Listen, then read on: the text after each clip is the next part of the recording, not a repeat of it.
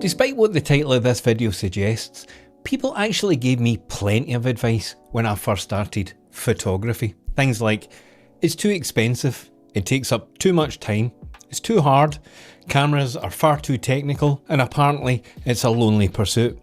Every single one of those unsolicited opinions came from friends and family when I had decided I wanted to do something for myself.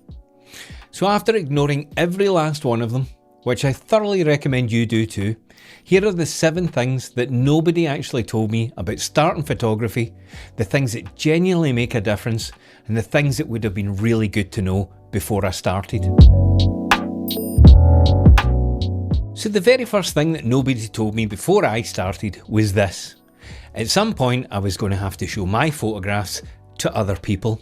And for a lot of people, that is genuinely scary because you're taking your artistic vision and putting it in front of the world, and that can make you feel exposed. But here's what we need to remember. We are our own harshest critics. We compare ourselves against the best in the world when we've been doing this for about 20 minutes and they've been doing it for about 20 years. And unsurprisingly, they're better than us. And if you spend any time on Instagram, Facebook or Flickr, just remember this. For every photograph that you see from a great photographer, there are probably 1,000 that never made it and are sitting in their recycle bin right now. And here's another stat that will hopefully keep you focused. Because in any one calendar year, if I get between 12 and 20 photographs that I think are absolutely fantastic, then that's been a great year. 12 to 20 photographs, or 1 or 2 a month. And from speaking to a lot of other good photographers, their hit rate is somewhere around the same. You're flicking through Instagram looking at the top 20 photographs from every great photographer in the world and comparing your work against that after 2 or 3 weeks of holding a camera. So here's a couple of lessons. 1, don't be too hard on yourself. Don't be scared to share your work, and try and find a group of people you feel safe sharing it with, but who are also bold enough to tell you the truth. Because if all you hear is, yeah, that's nice, that doesn't make you a better photographer. It just helps you take better snapshots. We take photographs to try and share them with the world, so let's get used to doing that, and let's be a little bit kinder to ourselves when it comes to comparison and critique. Some days are better than others, and some days can be downright disheartening, because nothing hammers home just what an idiot you can be, quite like spending 3 hours climbing a mountain, carrying all your gear, getting there just in time for the sunrise, and then realising you don't have a battery in your bag. Now that might sound ridiculous, but you're currently looking at the guy that did exactly that. This is also the guy that remembered the batteries the next day but forgot the memory card.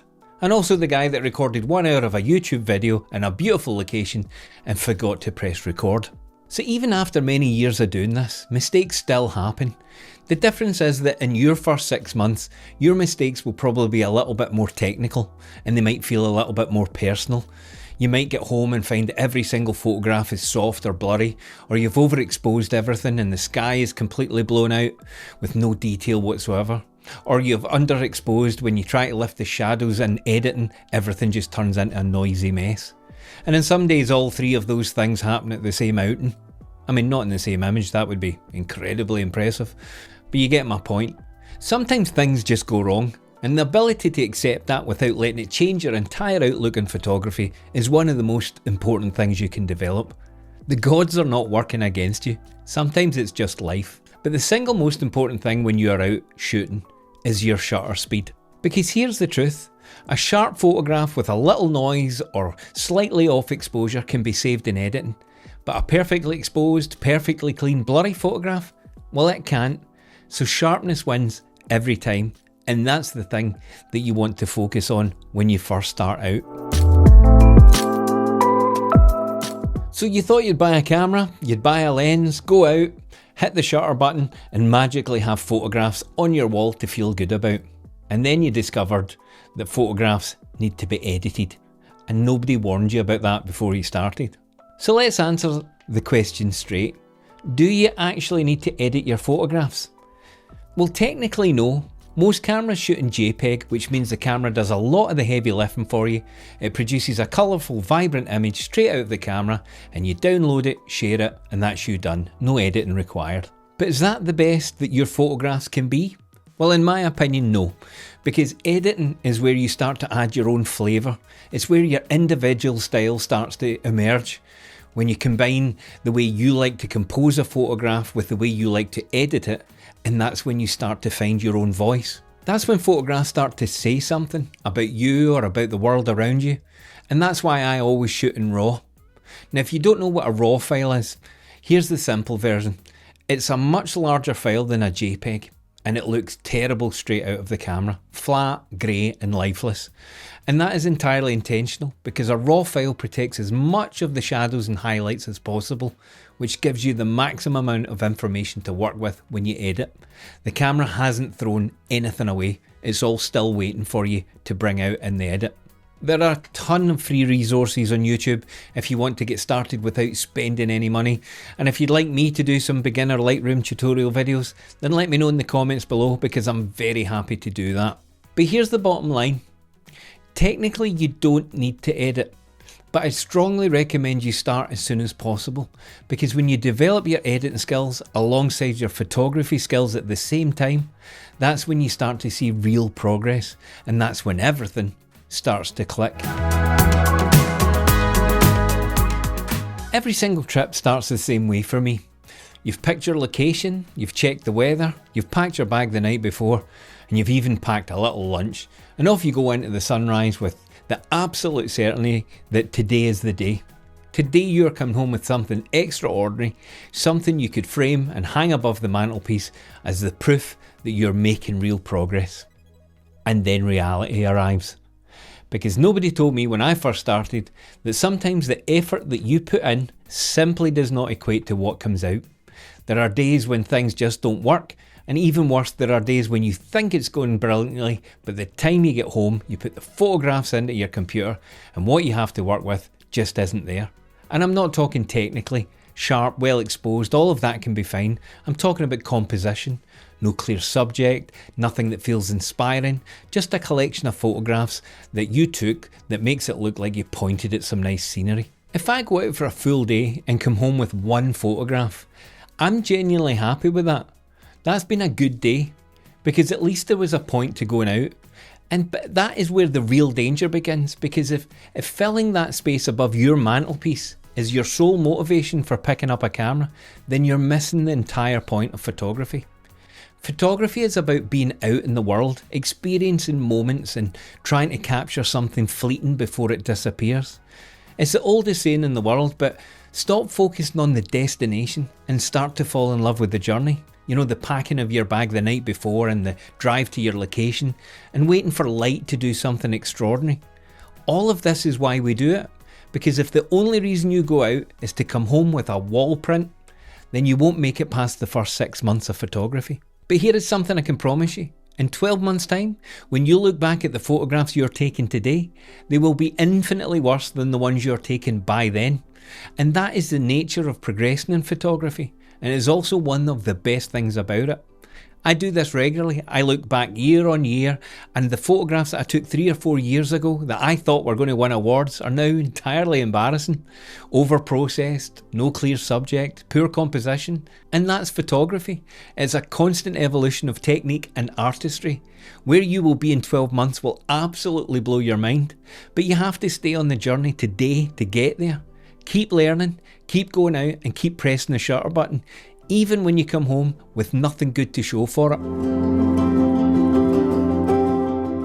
Another thing nobody told me before I started was that very quickly, within just a few months, you will become home blind. And home blindness is that feeling that wherever you live, there is nothing left worth shooting. You've been out before, you've walked around the town or city, and you've taken the photographs. You've got all the good ones, so what's the point in going out and doing it again? And it's not just the beginners that this affects, it happens to every photographer at some point. You become desensitised to the beauty and the intrigue around you. Familiarity kills wonder. You've driven past the same places for 20 years and you've stopped seeing them. You know they're there, you tell people about them, but somewhere along the way, you stopped actually appreciating them. Now, I'm part of a community called The Darkroom, and it's a phenomenal place to share photography and get critique from other photographers.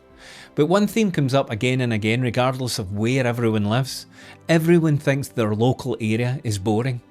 Everyone would rather be somewhere else. There are members who live within an hour of Yellowstone Park and think that their area is uninteresting. I live in Scotland and I would swap with the people that live in New York. The grass always seems to be greener on the other side. So here is the simplest way to fix this. Imagine you're putting together an itinerary for somebody who's come to visit you specifically for photography. Write down the top 5 places you would take them to show how beautiful and how interesting where you live actually is. Those 5 places should become your next 5 shoots. And you've probably done them all before, but go again, and this time go with a deliberate mindset. And go on a rainy day, a sunny day, and just imagine that you're somebody seeing your town for the very first time, and try and rekindle that excitement. Because the location was never the problem, it was always how you were looking at it. Okay, on to point 6, and one of the things that surprised me most when I started photography was that despite spending an absolute fortune on gear and owning everything I thought I needed, I still managed to make excuses not to go out. And after years of doing this, it still comes to visit from time to time. It links back to the last point. Once you become desensitised to your local area, the effort involved in getting somewhere new starts to feel enormous. You need time off work, you need to commit weekends, and you need to pay for travel or accommodation just to change the location you're shooting in. But even then, there are other excuses that you can find. I'm too tired, I've got too much on, I need to cut the grass, the light isn't right, the forecast might change, there won't be a sunset tonight, I don't feel inspired, I feel too inspired.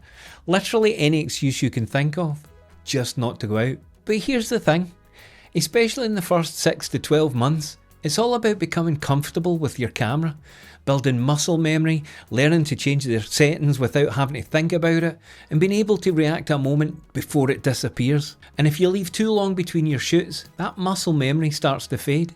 You find yourself hunting through your menus again to change your aperture or ISO, and by the time you've found the right setting, the scene in front of you is gone.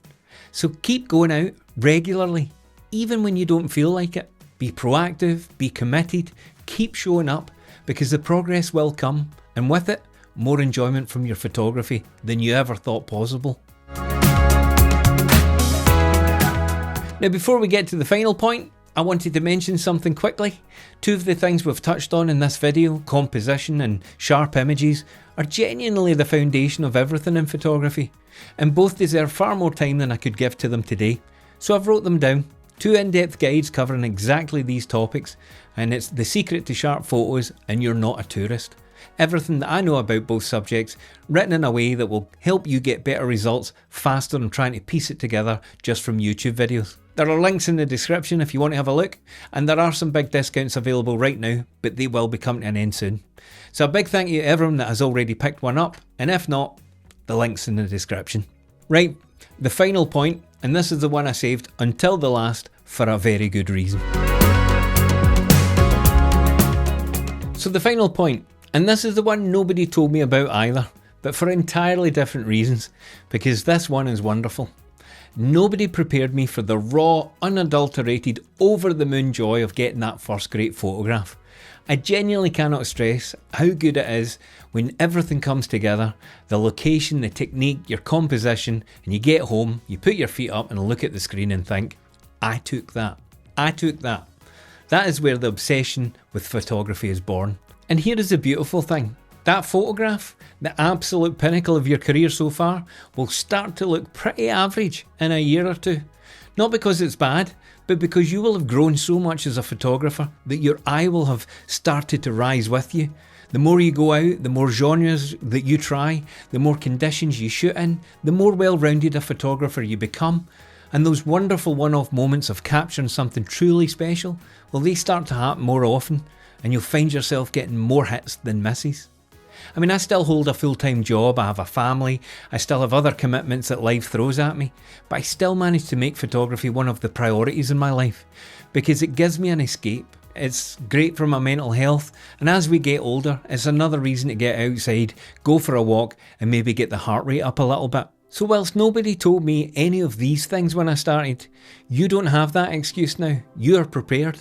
None of what we have talked about today are reasons to stop. In fact, every single one of them is a reason to persist, to push through and excel, and to overcome. Because at our age, if life has taught us anything, It is that experience coupled with enthusiasm can conquer everything.